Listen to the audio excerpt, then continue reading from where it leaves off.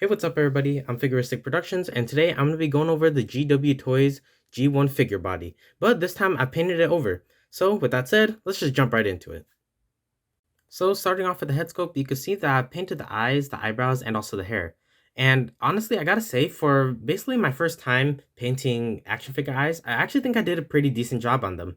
I added these like white reflection, so that way it has more of a natural look, and honestly, I really like it. It adds a lot of character to the figure itself, and beforehand, I had actually just painted brown and black for the eyes, and it kind of had this weird soulless look, so the light reflecting actually has like a really good look to it. Also really like how the eyebrows came out and also the hair as well. And one of my favorite parts is that since the hair is sculpted, if you could get like a light source like here, you can actually see the reflection off the hair, and I actually think it looks really cool.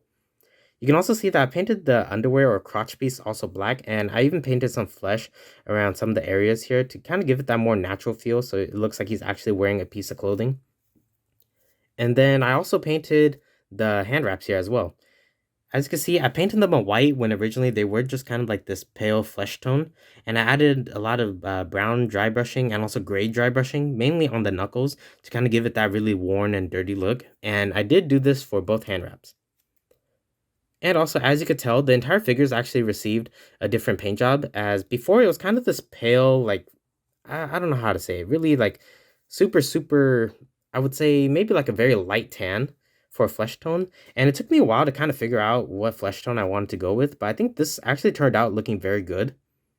And as you can see, I also painted the feet as well, and I painted the entire figure over with it. And in the end, I think it looks really good on him. And it really just looks more natural, in my opinion, than the other skin tone. However, that other skin tone, depending on the customizer, can be for whatever they need it to be. Taking a quick look at the boots, you can see that I painted them black, and also I even added this dark gray trimming onto the side of the boots and also on the underneath of the boot. So you can see that even the treads are all like a dark gray, and I actually really like how this looks. And even for this part right here, the steel-toed area, it is more exposed on the outside, so I decided to paint it silver, and honestly, I think it actually looks really good.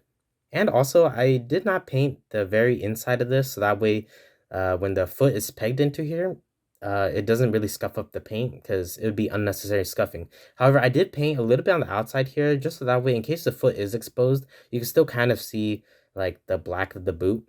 But overall, I'm actually really happy with how the boots came out. And here's a quick look at the figure body with his gloved hands and also holding some weapons. And I gotta say, he looks really badass when he's holding weapons like this. But let's take a quick look at the gloves. As you see here, I painted the gloves actually like a glossy black, and I did put a matte coat finish over it so it doesn't shine too much, but there is a big difference as you could compare the black from the glove piece here to the underwear piece. The underwear piece is more of a matte black, so it doesn't show up as much, but the gloves are more of a glossy black. And I really like how it looks. It really looks like black leather. And also, as you can see, I even painted some skin in between here, as it's actually an exposed part, and also you can even see the silver button that I put on the glove as well. And also, a side note, articulation is still pretty much the same for this figure, even with the paint. As you can see here, the head can still turn, and also the knees are even able to bend all the way back still. Same as the feet and also the legs. However, I will note that mainly because I did not really sand this figure down when I was first painting him, going up is a little bit more difficult, and I wouldn't want to risk uh, committing kind of some paint scratching. But I will say that even without that, though, he can kick a decent amount still, and also he could still kick back fairly decent. And also, I want to point out too that specifically for the chest piece here, I've actually noticed this the first couple times that I was painting this figure, trying to figure out a flesh tone, is that it actually bends a pretty interesting way. Instead of just being a normal chest swivel, it actually has almost like a little ball peg, and it kind of hinges a little bit. So I would say that the best way to really move this figure, if you're planning on painting it, or even for my friend that I painted this figure for, is to mainly do this right here. Kind of hold them like this and kind of shift it very slowly, so that way this piece goes over the chest, so that way the line right here doesn't really cross crunch the abs and scuff up paint. And then from there you can kind of just gently move it, and there you go. You can make him turn if you want. And also, even the elbows still work pretty well too. As long as you don't bend them too close together. Still only at around 90 degrees, which I do think is kind of one of the missteps for this figure. But I will say that even with just 90, he still does look really awesome holding like this knife right here.